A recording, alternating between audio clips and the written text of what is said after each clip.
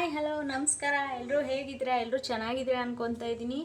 So welcome back to my channel. It is Mammu Naveen life. ಯಾರೆಲ್ಲ ನಮ್ಮ ಚಾನಲ್ನ ಸಬ್ಸ್ಕ್ರೈಬ್ ಮಾಡಿಲ್ಲ, ಫಾಲೋ ಮಾಡ್ತಿಲ್ಲ, ಅವರೆಲ್ಲ ಸಬ್ಸ್ಕ್ರೈಬ್ ಮಾಡಿ, ಲೈಕ್ ಮಾಡಿ, ಶೇರ್ ಮಾಡಿ, ಫಾಲೋ ಮಾಡಿ. ಯಾರೆಲ್ಲ ನನ್ನ ಪೇಜ್ನ ಫಾಲೋ ಮಾಡ್ತಾಯಿದ್ದೀರಾ, ಇನ್ಸ್ಟಾಗ್ರಾಮಲ್ಲಿ ಹೋಗಿ ಫಾಲೋ ಮಾಡಿ. ಸೊ ಇವತ್ತಿನ ಬ್ಲಾಗ್ ಏನಂತ ನಿಮ್ಗೆ ಆಲ್ರೆಡಿ ಗೊತ್ತಾಗೋಗಿರುತ್ತೆ, ಯಾಕೆಂದರೆ ನಾನು ಆಲ್ರೆಡಿ ಟೈಟಲ್ ಹಾಕ್ಬಿಟ್ಟಿದ್ದೀನಿ. ಯಾರೆಲ್ಲ ಟೈಟಲ್ ನೋಡೇ ನೀವು ಇಲ್ಲಿಗೆ ಬಂದಿರೋದು. ಇವತ್ತು ನಾನು ಮನೇಲೆ ಹೇರ್ ಫಾಲ್ ಏನಕ್ಕಾಗತ್ತೆ ಅಂತ. ಸೊ ಹೇರ್ ಫಾಲು ಆಗೋಕ್ಕೂ ಮುಂಚೆ ಹೇರ್ ಫಾಲ್ ಯಾವ ಕಾರಣದಿಂದ ಆಗುತ್ತೆ, ಯಾಕೋಸ್ಕರ ಹೇರ್ ಫಾಲ್ ಆಗುತ್ತೆ ಅಂತ ನಿಮ್ಗೆ ಯಾರಿಗಾದ್ರೂ ಗೊತ್ತಾ? ಸೊ ಬನ್ನಿ ಹೇಳ್ಕೊಡ್ತೀನಿ. ಯಾವ್ಯಾವ ಕಾರಣದಿಂದ ನಿಮಗೆ ಹೇರ್ ಫಾಲ್ ಆಗುತ್ತೆ ಅಂತ ಹೇಳ್ತೀನಿ, ಬನ್ನಿ. ಸೊ ಫಸ್ಟ್ ಕಾರಣ ಬಂದು ನೀವೇನಾದರೂ ಪ್ರೆಗ್ನೆಂಟ್ ಆಗಿದ್ರೆ, ಅಕಸ್ಮಾತ್ ನಿಮಗೆ ಪ್ರೆಗ್ನೆನ್ಸಿ ಜರ್ನಿಲಿದ್ದರೆ ಒಬ್ಬೊಬ್ರಿಗೆ ಹೇರ್ ಫಾಲ್ ಆಗುತ್ತೆ. ಸೊ ಅದಾದಮೇಲೆ ನೀವೇನಾದರೂ ಬಾಣಂತಿ ಆಗಿದ್ದರೆ, ಅಕಸ್ಮಾತ್ ನಿಮಗೆ ಬಾಣಂತನ ಆಗ್ತಾಯಿದೆ ಅಂದರೆ 1.5 years ಗಂಟನೂ ನಿಮ್ಗೆ ಆಗುತ್ತೆ. ಸೊ ಹೇರ್ ಫಾಲ್ ಆಗುತ್ತೆ. ಸೊ ನನಗೂ ಆಗಿತ್ತು. ಸರಿ, ಅದಾದಮೇಲೆ ನೆಕ್ಸ್ಟು ಮೂರನೇ ಕಾರಣ ಬಂದು ನಮಗೇನಾದರೂ PCOD ಇದ್ದರೆ ಆ ಥರ.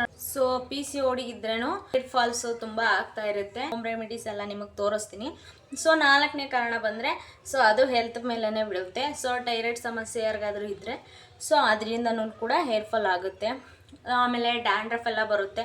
ದಯವಿಟ್ಟು ಇದನ್ನಂತೂ ಗಮನದಲ್ಲಿ ಇಟ್ಕೊಳ್ಳಿ. ಯಾಕೆ ಅಂತಂದರೆ ಒಬ್ಬೊಬ್ಬರು ತುಂಬ ಎಣ್ಣೆ ಹಾಕ್ತಾರೆ, ತುಂಬ ಆಯಿಲ್ ಅಪ್ಲೈ ಮಾಡಿಬಿಡ್ತಾರೆ.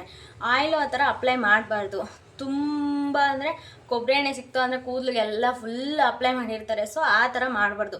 ಬರೀ ಸ್ಕ್ಯಾಲ್ಪಿಗೆ ಮಾತ್ರ ಅಪ್ಲೈ ಮಾಡಬೇಕು. ತಲೆಗೆಲ್ಲ ಜುಟ್ಟಿಗೆಲ್ಲ ಹಾಕಿ ಸುರಿತಾ ಇರಬೇಕು ಆಯಿಲು. ಸೊ ಆ ಥರ ಎಲ್ಲ ಮಾಡ್ತೀರಾ. ಸೊ ಆ ಥರ ಎಲ್ಲ ಮಾಡೋಕ್ಕೆ ಹೋಗ್ಬೇಡಿ ದಯವಿಟ್ಟು. ಯಾಕಂದರೆ ಕೂದಲಲ್ಲಿ ಏನು ಬರೋಲ್ಲ ನಿಮಗೆ. ಮೇನ್ ಸ್ಕ್ಯಾಲ್ಪ್ಗೆ ಅಟ್ಲೀಸ್ಟ್ 2 days 3 days ಆ ಥರ ಎಲ್ಲ ಇಟ್ಕೊಬಾರ್ದು. ಆವಾಗಲೇ ನಿಮಗೆ ಡ್ಯಾಂಡ್ರಫು ಜಾಸ್ತಿ ಆಗುತ್ತೆ. ಸೊ 1 hour ಸ್ನಾನ ಮಾಡೋಕ್ಕೆ ಹೋಗ್ತಾ ಇದ್ದೀರಾ 1 hourಗೆ ಅಂತಂದರೆ 1 hour ಮುಂಚೆ 2 hours ಮುಂಚೆ ನೀಟಾಗಿ ಅಪ್ಲೈ ಮಾಡಬೇಕು. ಅಪ್ಲೈ ಮಾಡಾದಮೇಲೆ ಆಯಿಲ್ನ ಕ್ಲೀನಾಗಿ ಅಪ್ಲೈ ಮಾಡಿ. ಆಯಿಲ್ನ ಸ್ಕ್ಯಾಲ್ಪಿಗೆ ಮಾತ್ರ ಅಪ್ಲೈ ಮಾಡಿ. ಆಮೇಲೆ ಕೂದಲಿಗೆಲ್ಲ ಚೊಟ್ಟ ಥರ ಎಲ್ಲ ಹಾಕ್ಕೊಬಾರ್ದು. ಆ ಥರ ಎಲ್ಲ ಹಾಕ್ಕೊಂಡ್ರೆ ಸೊ ಡ್ಯಾಮೇಜ್ ಆಗುತ್ತೆ ಹೇರ್ಸು. ಆಮೇಲೆ ನೀಟಾಗಿ ಬೆಳೆಯೋದು ಇಲ್ಲ. ಸೊ ಸ್ಕ್ಯಾಲ್ಪಿಗೆ ಮಾತ್ರ ಹಾಕ್ಕೊಬೇಕು. ಸೊ ಆವಾಗಾದರೆ ನಿಮಗೆ ಹೇರ್ ಗ್ರೋತು ಆಗುತ್ತೆ. ನಿಮ್ಗೆ ಗೊತ್ತಾಗುತ್ತೆ ನಮ್ಮ ಹೇರು ಡ್ಯಾಮೇಜ್ ಆಗ್ತಿದೆಯಾ, ಗ್ರೋತ್ ಆಗಿದೆಯಾ ಅಂತ. ಸೊ ಇಲ್ಲಿಂದ ಈ ಥರ ಎಲ್ಲ ಮಾಡಿದ್ರೆ ಇದು ಹೇರೆಲ್ಲ ಡ್ಯಾಮೇಜ್ ಆಗುತ್ತೆ. ಸೊ ಸ್ಮೂತ್ ಆಗುತ್ತೆ, ಅದೇ ಥರ ಇರುತ್ತೆ, ರಫ್ ಆಗಲ್ಲ ಅಂತ ನೀವು ಅನ್ಕೊಬೋದು. ಸೊ ಬಿಸಿಲಿಗೆ ಹೋಗಿ ಬಂದ ತಕ್ಷಣ ಡ್ರೈ ಆಗಿಬಿಟ್ಟಿರುತ್ತೆ. ಗಮನಿಸಿದ್ದೀರಾ? ನೀವು ಎಷ್ಟೇ ಎಣ್ಣೆ ಹಾಕಿದ್ರೂ ಕೂದಲು ತುಂಬ ಡ್ರೈ ಆಗಿರುತ್ತೆ. ಅದಕ್ಕೋಸ್ಕರ ಸ್ನಾನ ಮಾಡೋ 2 hours ಆವಾಗ ನೀಟಾಗಿ ಸ್ಕ್ಯಾಲ್ಪ್ಗೆಲ್ಲ ಅಪ್ಲೈ ಮಾಡಿ. ಅದಾದಮೇಲೆ ನೀವು ಸ್ನಾನ ಮಾಡ್ಕೊಂಬನ್ನಿ. ಒಂದು ಫ್ರೆಶ್ ಫೀಲ್ ಬರುತ್ತೆ. ಸೊ ಹೇರು ತುಂಬ ಶೈನಿಂಗ್ ಹೊಡಿತಾ ಇರುತ್ತೆ. ನೀವು 1 days 2 days ಆ ಥರ ಎಲ್ಲ ಮಾಡಿಕೊಂಡ್ರೆ ಹೇರ್ ತುಂಬ ಡ್ಯಾಮೇಜ್ ಆಗುತ್ತೆ. ಸೊ ಇದೆಲ್ಲ ಗೊತ್ತಾಯ್ತಾ ನಿಮಗೆ? ಇವಾಗ ಮನೇಲಿ ಯಾವ ಥರ ಹೋಮ್ ರೆಮಿಡಿ ಮಾಡಬೇಕು ಅಂತ ತೋರಿಸ್ಕೊಡ್ತೀನಿ, ಬನ್ನಿ. ಈ ಥರ ನೈಟೇ ನೆನೆಸಿ ಇಡಬೇಕು. ನೆನೆಸಿಟ್ರೆ ಈ ಥರ ಆಗುತ್ತೆ. ಸೊ ವಾಟ್ರನ್ನ ಮಾತ್ರ ವೇಸ್ಟ್ ಮಾಡಬೇಡಿ. ವಾಟ್ರ್ ಬೇಕಾಗುತ್ತೆ. ಸೊ ಸೈಡ್ಗೆ ಎತ್ತಿಟ್ಕೊಳ್ಳಿ ವಾಟ್ರನ್ನ. ಆಮೇಲೆ ವಾಶ್ ಮಾಡ್ಕೊಬೇಡ್ದು, ಈ ಥರನೇ ಇರಬೇಕು. ಸೊ ನೋಡ್ತಾ ಇರ್ಬೋದು ನೀವು ಯಾವ ಥರ ನಾನು ನೀರನ್ನ ಎತ್ತಿಟ್ಕೊಂಡಿದ್ದೀನಿ. ಸೊ ಇದರಲ್ಲಿ ನೋಡಿ, ನಾವಿವಾಗ ನೆನೆಸಿಡ್ತೀವಲ್ಲ ಅದನ್ನು ಸಪ್ರೇಟು, ವಾಟ್ರ್ ಸಪ್ರೇಟ್ ಆಲ್ರೆಡಿ ಮಾಡಿದ್ದೀವಿ. ಸೊ ಈ ವಾಟ್ರನ್ನ ನೀವು ಹಂಗೆ ಇಡಬೇಕು. ಸೊ ಮಿಕ್ಸಿ ಜಾರ್ಗೆ ಇದನ್ನು ಮೆಂತೆನ ಹಾಕ್ಕೊಬೇಕು. ಈ ಥರ ಮೆಂತೆನ ಹಾಕ್ಕೊಬೇಕು.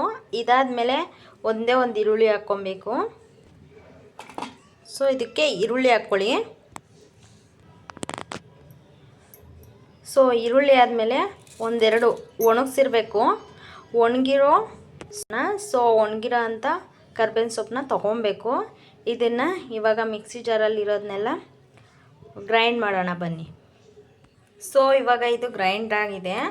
ಸೊ ಈ ಥರ ಮಿಕ್ಸ್ ಆದಮೇಲೆ ಇದನ್ನು ಹೇರ್ಗೆ ಅಪ್ಲೈ ಮಾಡಬೇಕು. ಇಲ್ಲ ಅಂತಂದರೆ ನಮ್ಗೆ ಈ ಥರ ಇಷ್ಟ ಆಗಲ್ಲ ಕೂದಲಿಗೆ ಹಾಕ್ಕೊಳ್ಳೋಕ್ಕೆ ಅಂತ ಅನ್ನೋರು ಇದನ್ನೇ ನೀಟಾಗೆ, ಸೊ ನಮಗೆ ಈ ಥರ ಪೇಸ್ಟೆಲ್ಲ ಅಪ್ಲೈ ಮಾಡ್ಕೊಳ್ಳೋಕೆ ಇಷ್ಟ ಇಲ್ಲ, ನಮಗೊಂಥರ ಆಗುತ್ತೆ ಅಂತಂದರೆ ಸೊ ಈ ಥರ ಇದನ್ನು ಪ್ರೆಸ್ ಮಾಡಬೇಕು.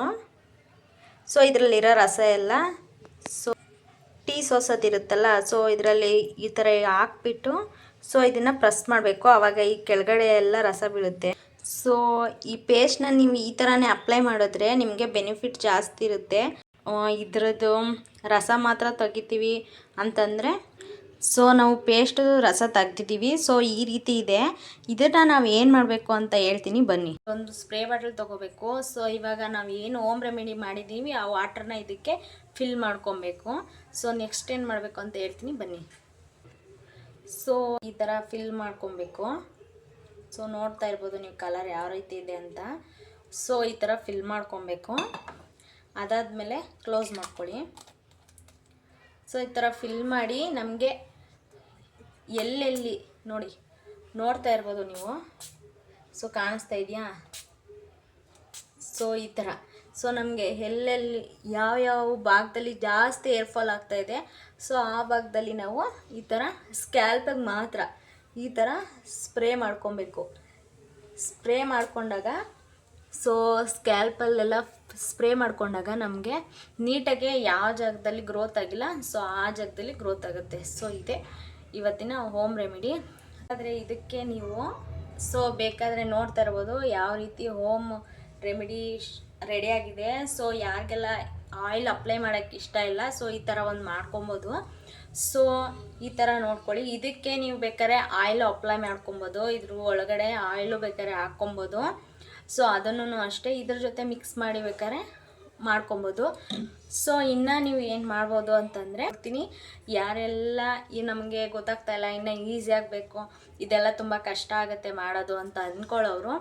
ಸೊ ನಮಗೆ ಹೇರ್ ಮಾತ್ರ ಇಂಪಾರ್ಟೆಂಟ್ ಅಲ್ಲ, ಸ್ಕಿನ್ನು ಕೂಡ ಇಂಪಾರ್ಟೆಂಟು. ಕಮೆಂಟ್ ಬಾಕ್ಸು ನಿಮಗೋಸ್ಕರನೇ ಓಪನ್ ಇದೆ. ಸೊ ಯಾರಿಗೆಲ್ಲ ಬ್ಯೂಟಿ ಟಿಪ್ಸ್ ಬೇಕು, ಸೊ ಹೇರ್ ಟಿಪ್ಸ್ ಬೇಕು ನಿಮಗೆ ಇಲ್ಲ ಅಂತ ಯಾರಿಗೆಲ್ಲ ನೆಕ್ಸ್ಟ್ ವಿಡಿಯೋ ಬಂದು ಸ್ಕಿನ್ ಕೇರ್ ಬಗ್ಗೆ ಮಾಡೋಣ ಅಂದ್ಕೊಂಡಿದ್ದೀನಿ. ಸೊ ಯಾರಿಗೆಲ್ಲ ಸ್ಕಿನ್ ಪ್ರಾಬ್ಲಮ್ಸ್ ಇದೆ ಕಮೆಂಟ್ ಮಾಡಿ, ನಾನು ವಿಡಿಯೋ ಮಾಡಿ ಹಾಕ್ತೀನಿ. ಸೊ ಯಾರಿಗೆಲ್ಲ ಯಾವ್ಯಾವ ಥರ ಸ್ಕಿನ್ ಪ್ರಾಬ್ಲಮ್ ಇದೆ, ಇವಾಗ ಸ್ಕಿನ್ ಇರಿಟೇಟ್ ಇರ್ಬೋದು, ಇಚ್ಚಿಂಗ್ ಇರ್ಬೋದು, ತುಂಬ ಟ್ಯಾನ್ ಇರ್ಬೋದು, ಇಲ್ಲ ಅಂತಂದರೆ ಪಿಗ್ಮೆಂಟೇಷನ್ ಇರ್ಬೋದು, ಸೊ ಈ ಥರ ಪಿಂಪಲ್ಸ್ ಇರ್ಬೋದು. ಸೊ ನಿಮ್ಗೆ ಯಾವುದಾದ್ರೂ ಪ್ರಾಬ್ಲಮ್ ಇದ್ದರೆ ಸೊ ಕಮೆಂಟ್ ಬಾಕ್ಸಲ್ಲಿ ನನಗೆ ಮೆಸೇಜ್ ಮಾಡಿ. ನಾನು ನೆಕ್ಸ್ಟ್ ವಿಡಿಯೋದಲ್ಲಿ ಬ್ಯೂಟಿ ಟಿಪ್ಸ್ ಜೊತೆ ಬರ್ತೀನಿ. ಓಕೆ ಬಾಯ್.